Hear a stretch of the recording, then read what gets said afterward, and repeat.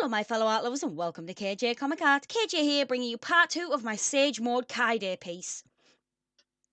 I finally hammered down the details behind Kaede's Sage form, since I didn't really explain it too well in the last video.